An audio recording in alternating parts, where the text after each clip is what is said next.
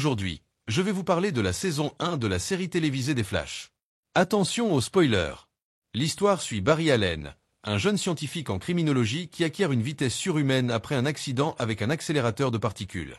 Adoptant son identité de Flash, Barry utilise ses pouvoirs pour protéger Central City des méta-humains et criminels aux capacités extraordinaires. Au fil de son parcours, il découvre des secrets enfouis sur son passé et réalise que ses pouvoirs pourraient l'aider à élucider le mystère du meurtre de sa mère. Préparez-vous pour une aventure palpitante remplie d'action, d'émotions et des débuts de Barry sur le chemin de devenir un héros. La série commence avec un enfant nommé Barry qui dort dans sa chambre et qui se réveille soudainement à cause d'un son. Sa mère crie, a peur et agit en arrière-plan, voyant une lumière étrange autour d'elle sans savoir comment réagir. Son père n'est pas capable de l'aider non plus, et il lui ordonne de s'enfuir à toute vitesse. À ce moment-là, Barry se retrouve transporté dans un endroit éloigné de chez lui en criant le nom de leurs parents, et se met à courir. Les années passent, et nous retrouvons Barry, désormais adulte, courant pour rejoindre son travail. Pendant ce temps, la police enquête sur un braquage de banque, et le détective chargé de l'affaire, nommé Joe, explique que les criminels sont deux frères du nom de Mardon. Ils ont déjà braqué une banque de la même manière. Barry est emmené sur les lieux du crime, où il commence immédiatement son travail avec la police. Très compétent, il identifie en quelques secondes la voiture utilisée par les criminels lors du vol, puis se rend au laboratoire criminel pour collecter des preuves. Iris, la fille du détective Joe, entre en scène, et nous apprenons que c'est Joe qui a élevé Barry après l'incident où sa mère est décédée et son père a été emprisonné, accusé à tort de meurtre. Lorsque Joe arrive pour lui parler, Barry lui explique qu'il a analysé les échantillons trouvés sur la scène du crime et a découvert une adresse de ferme où les criminels pourraient se cacher. À ce moment-là, une institution appelée Star for Physics est en construction, avec une conférence importante menée par un médecin nommé Harrison, qui présente une nouvelle invention censée transformer l'avenir. Pendant la conférence, un voleur vole l'ordinateur portable d'Iris. Barry tente de l'attraper, mais le voleur le frappe et s'enfuit. Heureusement, Barry croise un policier qui l'aide à reprendre ses esprits. Plus tard, Joe et son assistant se rendent à la ferme dont Barry leur a parlé. Dès leur arrivée, les deux frères criminels leur tendent une embuscade et ouvrent le feu. Malheureusement, l'assistant de Joe est blessé et meurt. Les frères réussissent à s'échapper en avion, tandis que Barry retourne à sa recherche du meurtrier de sa mère, convaincu que s'il parvient à l'identifier, il pourra prouver l'innocence de son père et le libérer de prison. Soudain, une explosion massive se produit à l'intérieur de l'usine Star. Elle détruit l'avion des frères Mardon, tandis qu'un éclat frappe le plafond du laboratoire de Barry, le laissant inconscient. Il est immédiatement transporté à l'hôpital dans un état critique. Après plusieurs mois, Barry se réveille du coma, mais se trouve dans un endroit semblable à un hôpital à l'intérieur des laboratoires Star. Là, il est pris en charge par Cisco et Caitlin, deux employés des laboratoires. Dès qu'il se rétablit, le docteur Harrison est informé. Caitlin explique à Barry que ses muscles auraient dû être endommagés par la foudre qui l'a frappé, mais au contraire, son état s'est amélioré. Le docteur Harrison, en fauteuil roulant, raconte à Barry qu'il est resté dans le coma pendant 9 mois à la suite de l'explosion, un incident qui a malheureusement fait de nombreuses victimes. Constatant l'incapacité des médecins à le soigner, Harrison a pris la décision de le transférer dans leur laboratoire pour lui apporter l'aide nécessaire. Avant de dire quoi que ce soit de plus, Barry quitte les lieux. Au même moment, nous voyons Clyde Mardon voler une autre banque, bien qu'il ait été supposé mort dans l'accident d'avion. Il s'avère qu'il est non seulement en vie, mais possède désormais des pouvoirs surnaturels qui lui permettent de créer des tempêtes violentes. Après sa sortie des laboratoires Star, Barry est joyeux de retrouver ses repères après son coma. Mais alors qu'ils discutent, un rapport sur un nouveau braquage de banque arrive soudainement. La maison de 1G a emménagé là-bas avec l'agent Eden, son nouvel assistant, et il l'a remarqué par hasard. Barry observe qu'un criminel tente de prendre très rapidement une arme à feu au policier dans la maison, mais il empêche ce criminel de saisir l'arme et la remet à sa place. Étrangement, tout cela s'est produit si vite que personne ne l'a remarqué. Barry est surpris par ce qui s'est passé et sort du centre. Lorsqu'il essaie de reproduire l'événement, il se retrouve à courir à une vitesse effroyable dans toute la ville, sans rien comprendre. Barry retourne voir le docteur Harrison et lui raconte ce qui lui est arrivé. Harrison propose de tester sa vitesse avec l'équipe dans un espace dégagé, et tous sont choqués de découvrir qu'il peut courir à une vitesse de plus d'1 km par seconde. Pendant sa course, Barry se souvient de l'incident où sa mère est morte à la maison, ce qui le déconcentre et le fait trébucher sur des obstacles. Sa main se blesse, mais lorsqu'ils reviennent au laboratoire Star, Caitlin remarque avec surprise que sa main, bien que fracturée, guérit très rapidement toute seule. Jusqu'à présent, ils ne savent pas comment cela est possible. Plus tard, nous voyons Iris en compagnie d'Eden. Nous apprenons qu'ils sont sur le point de se fiancer et qu'Iris accompagne Barry jusqu'à chez elle. En chemin, ils aperçoivent une voiture de police poursuivant un criminel. Profitant de sa nouvelle force, Barry court à toute vitesse et se place aux côtés du criminel, découvrant qu'il s'agit de Clyde, que Joe poursuivait également. Avant que Clyde puisse saisir son arme, Barry intervient et tente de le maîtriser. Cependant, à cause des pouvoirs de Clyde, cela ne lui fait rien. Barry essaie de l'arrêter, mais Clyde crée une violente tempête qui désoriente la police. Barry informe Joe que la voiture du criminel était signalée, mais Joe refuse de le croire, affirmant que l'avion avec Clyde et ses frères avait explosé sous ses yeux. Barry, déconcerté par ce manque de confiance, s'éloigne, mais peu après, Adam arrive avec un portrait robot décrit par les témoins. Joe commence à douter car la description correspond parfaitement. Barry, désireux de comprendre ce qui se passe, retourne voir Harrison et lui raconte qu'il a rencontré un criminel nommé Clyde qui possède des pouvoirs surnaturels similaires aux siens. Il se fâche contre Harrison pour avoir caché cette information. Harrison admet qu'il existe d'autres personnes ayant vécu la même expérience lors de l'explosion et qu'il continue de chercher tous ceux qui ont été affectés et qui ont acquis des pouvoirs surnaturels. Il sollicite l'aide de Barry. Lorsque Barry accepte, Cisco lui montre un costume spécialement conçu pour les pompiers, très solide et résistant à la chaleur et aux éraflures, qui conviendra parfaitement à sa vitesse élevée. Ce costume mesure également ses constantes vitales, leur permettant de suivre son état de santé en temps réel. Ils débutent leur première mission ensemble et localisent l'endroit où se cache le problème. Joe, armé, retourne à la ferme où ils étaient allés précédemment pour confirmer que les frères Mardon sont bien morts, mais il est choqué de retrouver Clyde en vie. Devant lui, alors, la main attaque avec sa force et projette Eden dans les airs, créant un ouragan très puissant, menaçant de les tuer tous les deux. Heureusement pour eux, Barry arrive à temps et parle à Cisco. Ensemble, ils comprennent que courir dans la direction opposée à l'ouragan pourrait contrer sa force et le neutraliser. À la première mention de cette idée, Harrison l'approuve, et Barry se lance pour l'exécuter. Barry réussit effectivement à arrêter l'ouragan, et juste avant qu'il ne tue Joe, Barry intervient et sauve la situation. Après cette victoire, Barry s'excuse auprès de Joe pour ne pas l'avoir cru au départ. Joe lui confie qu'il croit désormais Barry au sujet de l'accident de sa mère et de l'innocence de son père, et qu'il l'aidera à résoudre cette affaire pour faire sortir son père de prison. Barry rend visite à son père Henry et lui promet de tout faire pour prouver son innocence et le libérer. Pendant ce temps, au Star Lab, on voit Harrison entrer dans un lieu secret. Il semble impuissant, mais ressort avec une santé et une mobilité normale.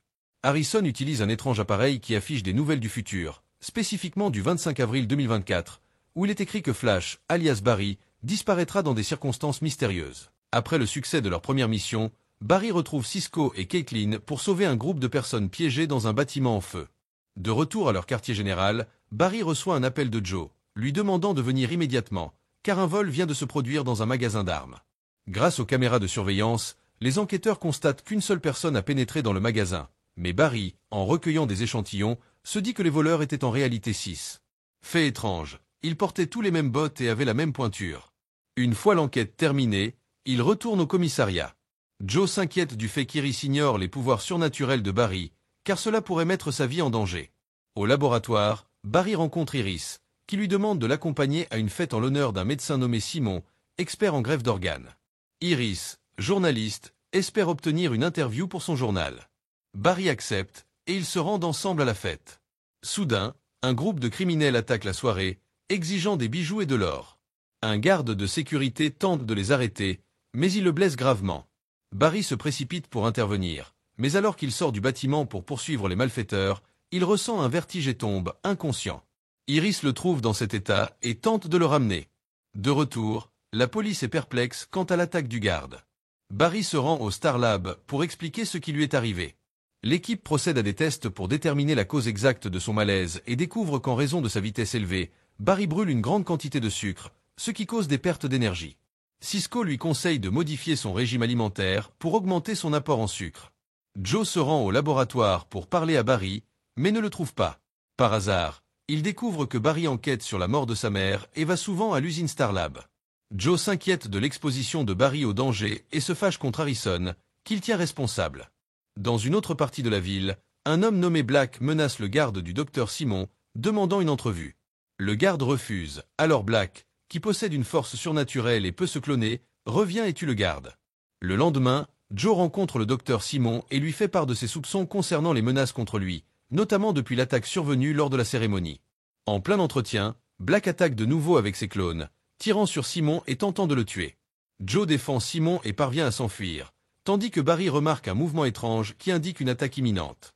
Réalisant le danger, il enfile son costume de Flash et se précipite sur place, désarmant rapidement les clones de Black pour protéger Joe.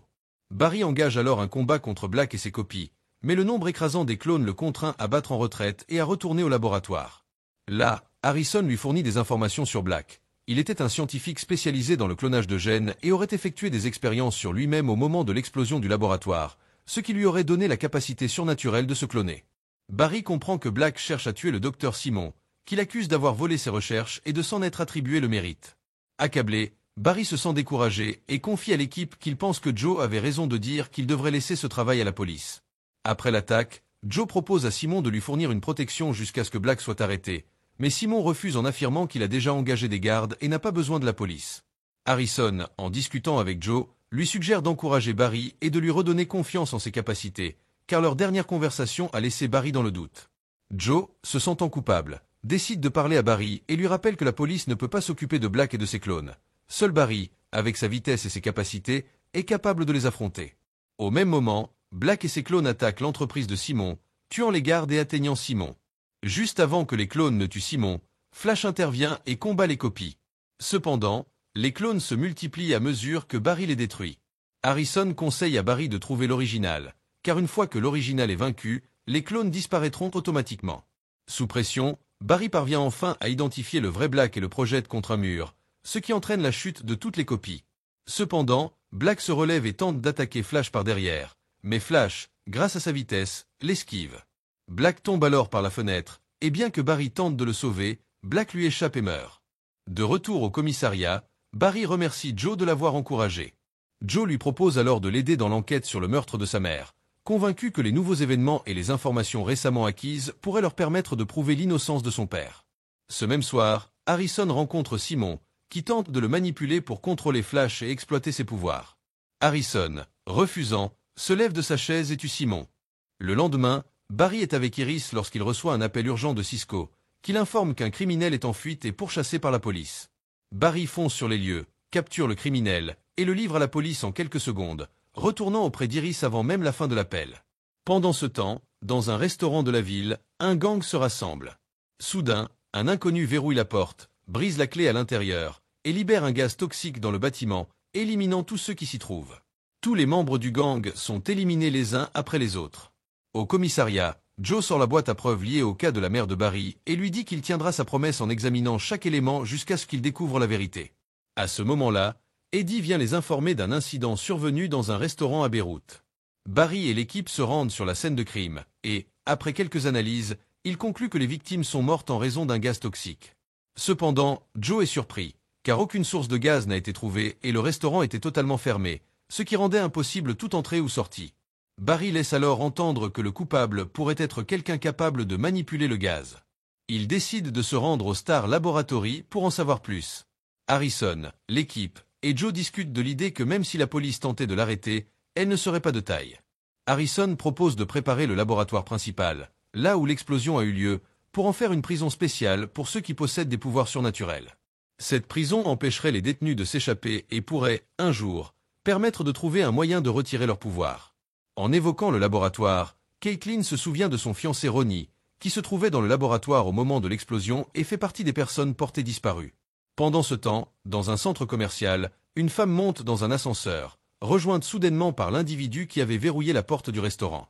Il s'avère que cette femme est juge et l'avait condamnée à mort par le passé. L'homme se transforme en un gaz toxique, comme dans le restaurant, et la tue instantanément. De retour avec Barry, il analyse les échantillons et découvre que le tueur n'est pas un manipulateur de gaz, mais qu'il a la capacité de se transformer lui-même en gaz. Peu de temps après, ils reçoivent un signalement sur un crime au centre commercial, et Barry s'y précipite pour tenter d'attraper le criminel. Il le repère en train de s'enfuir et le poursuit. Lorsqu'il l'atteint, Barry lui demande pourquoi il tue, et l'homme répond qu'il se venge des personnes qui lui ont fait du tort et qu'il ne lui reste plus qu'une cible. Quand Flash tente de l'attaquer, le criminel se transforme en gaz toxique et tente de l'étouffer. Grâce à sa force, Flash résiste et s'échappe pour rejoindre le laboratoire Star, où il le soigne pour le sauver avant qu'il ne suffoque. Le lendemain, Barry se remet, et Harrison révèle qu'ils ont pu identifier le criminel, nommé Kyle, grâce à l'ADN laissé par le gaz dans son corps. Il découvre également que Kyle faisait autrefois partie du gang qu'il a éliminé, et qui les a tués parce qu'ils avaient témoigné contre lui devant le tribunal. Barry se souvient des paroles de Kyle, qui lui avait dit qu'il lui restait encore une cible. Après vérification, Caitlin découvre que le détective qui avait arrêté Kyle autrefois est en fait Joe. Joe est en prison pour rendre visite à Henry et lui dit qu'il a découvert des informations importantes et qu'il l'aidera à sortir de là. Pendant ce temps, Kyle se transforme en gaz pour infiltrer la prison, informé par des sources que Joe rend visite à Henry. Avant d'y aller, Caitlin injecte à Barry une substance qui pourra neutraliser Kyle si jamais il se transforme à nouveau en gaz. À la prison, Kyle tue le garde de la salle de surveillance et tente également de tuer Joe. Heureusement, Flash arrive juste à temps, utilise l'injection et parvient à sauver Joe. Il part ensuite à la poursuite de Kyle, qui essaie de s'échapper. Comme la dernière fois, Kyle se transforme en gaz pour attaquer, et Barry, incapable de le toucher, doit reculer. Pendant ce temps, Harrison et le reste de l'équipe réfléchissent ensemble à une solution.